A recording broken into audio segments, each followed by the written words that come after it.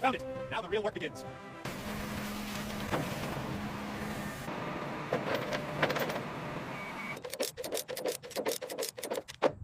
Look at that rust.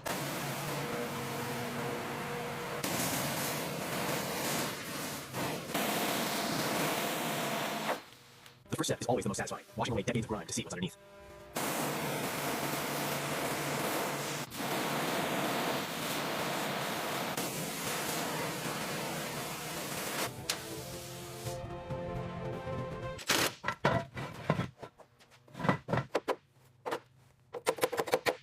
Just gotta put some muscle into it. Yeah, hear that crack? We are in business.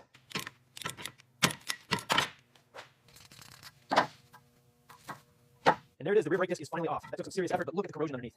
All right, getting these rear calipers tagged up, crucial to keep everything organized, especially with the Batmobile parts. These are from phase 2 disassembly. Just a bit more scrubbing here. It's amazing what a wire brush and some elbow grease can do. Look at that contrast. And finally, the rear suspension is free. That took a lot more effort than expected, but we got it off the chassis.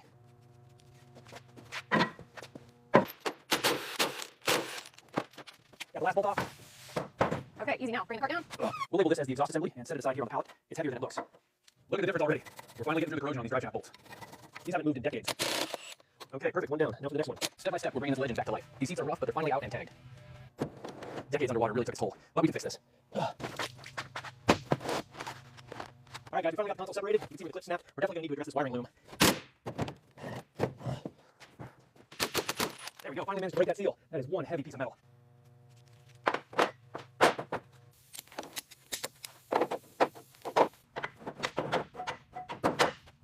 All right, the first step is getting fuel tank straps off. The bolts are completely seized, so we're hitting it with the impact gun.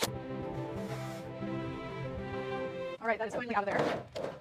Wow, look at the corrosion on this side. Piece by piece, the Batmobile lives again. Securing the fuel tank means we're one step closer to getting her running. Okay, twisting it free now. And there we go. Wow, that is some nasty coolant. The engine harness was fused with decades of grime. Taking the time to unplug each sensor sequentially is crucial before we can finally pull the motor.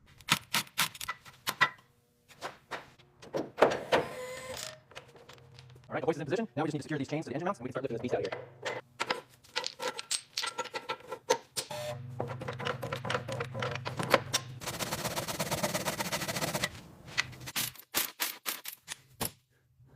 And that should be it. Fully clear. Perfect. What a relief to finally have it out.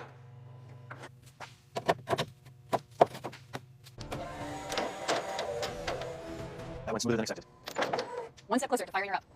All right, the bench is ready. Let's get that gearbox mounted.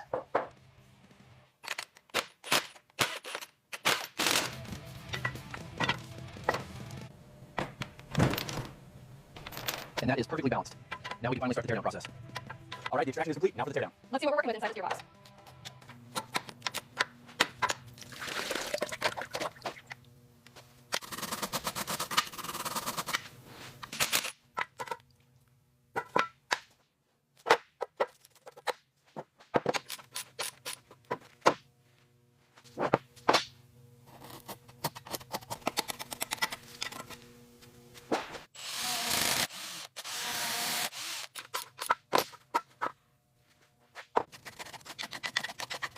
This is the cylinder head plug. I'm just labeling these caps now, F here, and then 1, 2, 3, and 4, so we don't mix them up when they come off.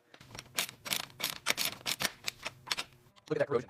Decades underwater really took their toll. But we got the first one out. We're checking the lift here, and unfortunately, as expected, these lobes are completely wiped out. Look at the pitting under this grease.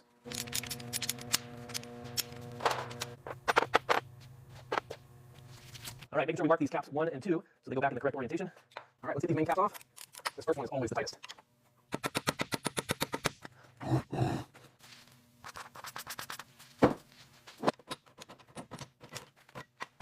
Using the bore scope, we can see the extent of the corrosion. These cylinder walls are heavily pitted and scored, confirming the engine is seized. Listen to that crack. That's the sound of 30 years of rust finally letting go. We're making progress now. This gearbox holds the key to getting the Batmobile running again. It looks daunting, but we're organized and ready to tackle this teardown. That took some leverage, but we finally got the drain plug out. Look at the state of this fluid. Look at the state of that. That is some seriously thick, degraded gear oil. It's almost like syrup.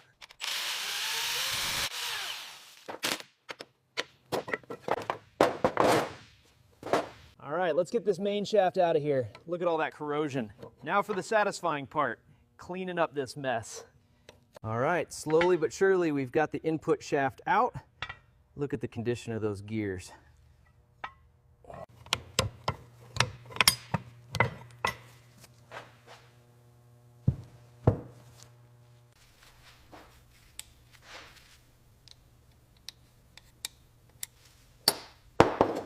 Step 5 of the teardown is complete.